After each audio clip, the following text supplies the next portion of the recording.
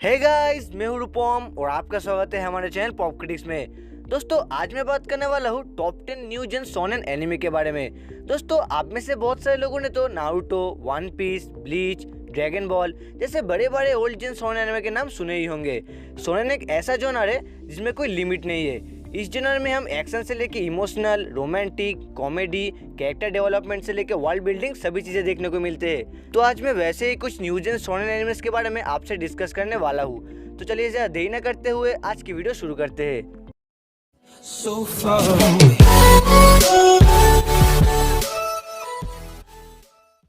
Number 10 पर है mob psycho 100। ये सीरीज 2016 में रिलीज होना शुरू हुई थी और अभी तक इसके 2 सीजन ही हमें देखने को मिले हैं और जिसमें कुल मिलाकर देखा जाए तो 24 एपिसोड से।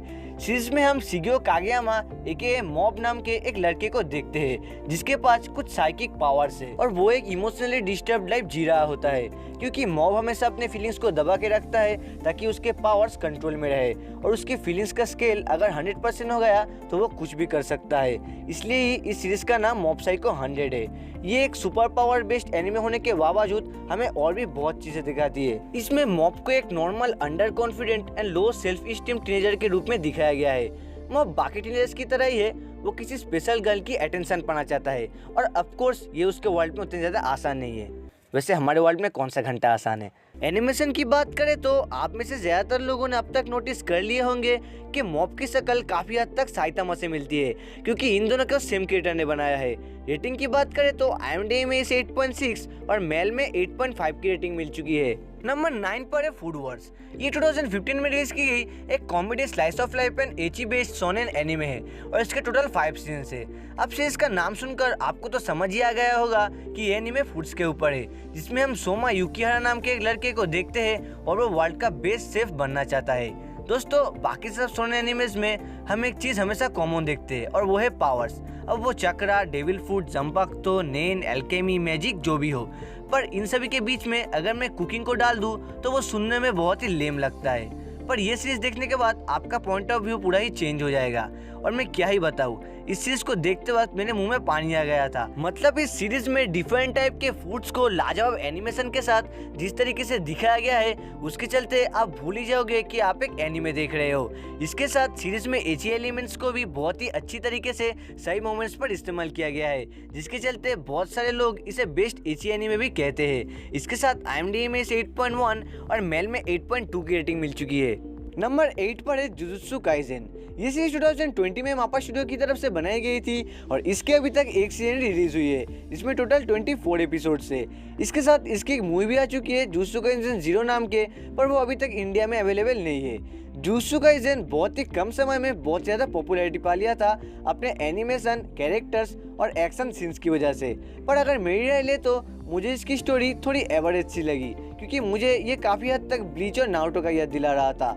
सीरीज में हम इतादोरी नाम के एक लड़के को देखते हैं जो एक दिन एक इंसिडेंट के चलते एक कर्स ऑब्जेक्ट को खा लेता है और उस कर्स का वेसल बन जाता है।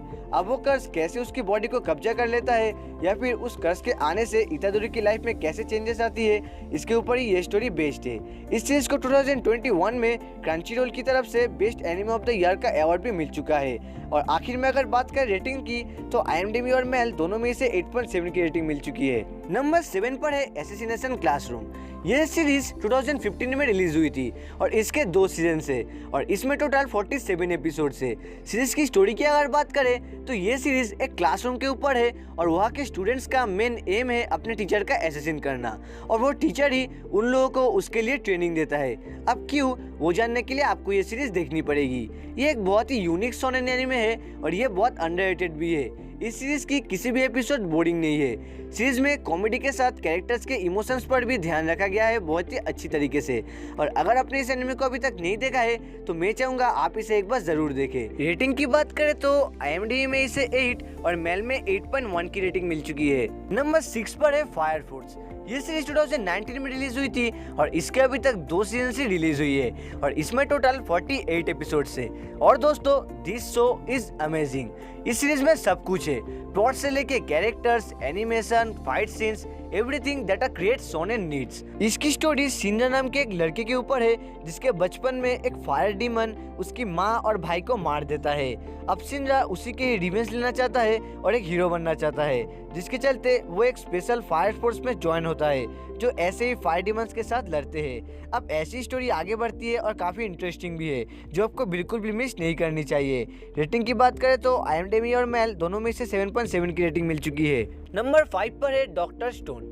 ये सीरीज 2019 में रिलीज होना शुरू हुई थी और इसके अभी तक 2 सीजन ही रिलीज हुई है और कुल मिलाकर देखा जाए तो 35 एपिसोड से ये सीरीज बहुत ही बढ़िया है, जिसके चलते ये बहुत सारे लोगों के फेवरेट न्यू जेन एनिमे भी है।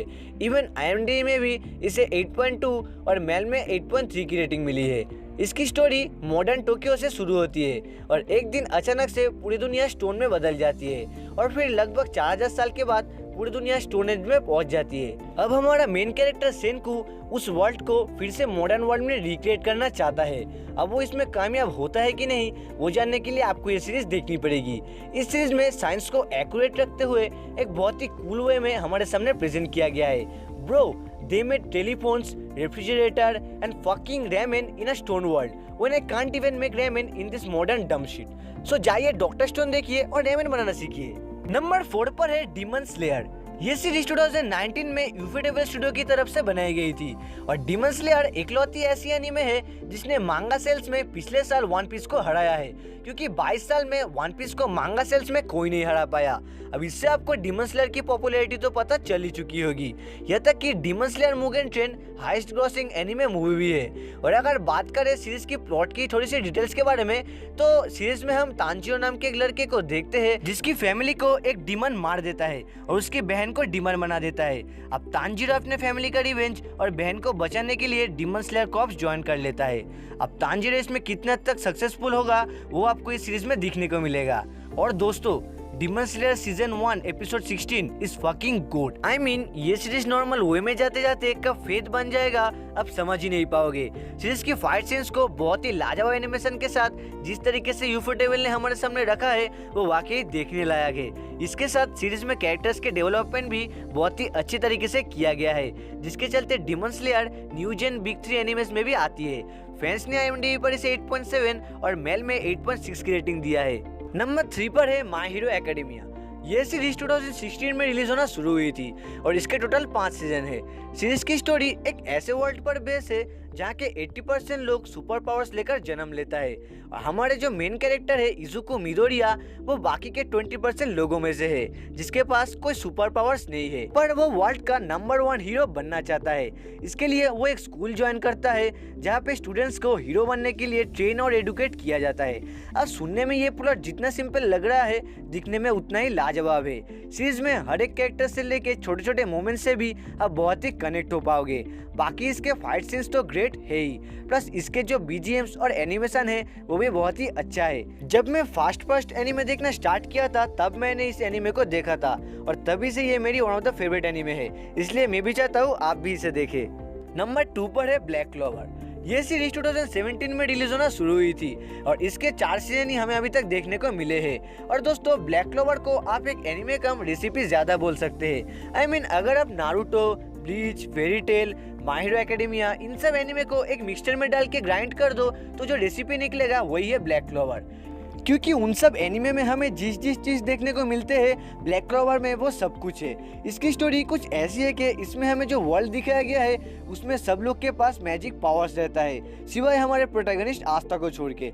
पर आस्था विज़र्ड किंग बनना चाहता है। मतलब मुझे ये नहीं पता कि यह मांगाकास को प्रोटैगनिस्ट से क्या दुश्मनी है। जब भी कोई एनीमे देखो ये साला प्रोटैगनिस्ट सबसे डिपेंड ही होते हैं, पर इसलिए ही तो वो प्रोटैगनिस्ट है। तो छोड़िए इन सब बातों को और आ जाते हैं टॉपिक पर।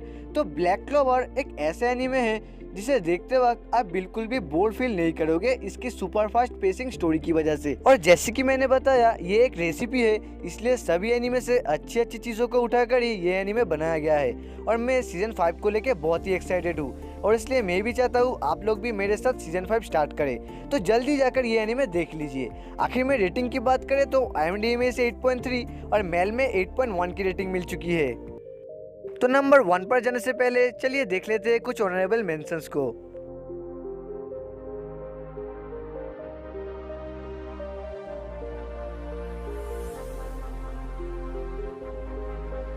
आखिर में नंबर 1 पर है हाईक्यू। दोस्तों 2014 में रिलीज की गई इस एनिमे के बारे में जो भी कहूँ कम है, क्योंकि आप समझ ही लीजिए इससे पहले मैंने आपको 9 बेस्ट न्यू जेन एनिमेस के बारे में बताया, पर ये उन सभी को पीछे छोड़कर नंबर 1 के पोजीशन पर है। मतलब कुछ तो बात है इस एनिमे में, और मेरे हिसाब से ये आज तक की एनिमे हिस्ट्री में बनाई गई स्पोर्ट्स एनिमेस में वन ऑफ द बेस्ट है। ये एनिमे इतना ज्यादा रियलिस्टिक है कि आप काफी समय कंफ्यूज हो जाओगे कि आप कोई लाइव स्पोर्ट्स मैच देख रहे हो या फिर कोई एनिमे देख रहे हो।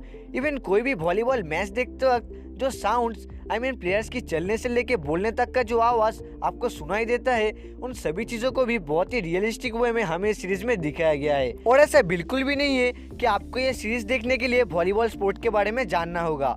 अगर आप लाइफ में कभी भी वॉलीबॉल के बारे में ना भी सुना हो तो भी आपको घंटा कुछ नहीं फर्क पड़ेगा। आप बिना किसी कन्फ्यूजन से ही इस सीरीज को देख सकते हो। सीरीज की स्टोरी हिनाता के बारे में है, नहीं बैकुगान वाली नहीं, इस बार एक इसी नाम के एक लड़के के ऊपर है जो हाइट में बहुत ही शॉर्ट है और उसकी favourite volleyball player tiny giant या फिर क्या वो लिटिल जायंट की तरह वो बनना चाहता है। इसलिए उसके स्कूल में वॉलीबॉल क्लब ना होने के बावजूद वो अपने फुटबॉल क्लब के दोस्तों को लेकर एक वॉलीबॉल टीम बनाता है और वॉलीबॉल खेलना स्टार्ट कर देता है। अब इसके बाद वो कैसे अपने लाइफ को वॉलीबॉल के साथ आगे ले जाता है उसके ऊपर ही ये स्टोरी बेस्ड है। रेटिंग की बात करें तो IMDb में इसे 8.7 और मेल में 8.5 की रेटिंग मिल चुकी है।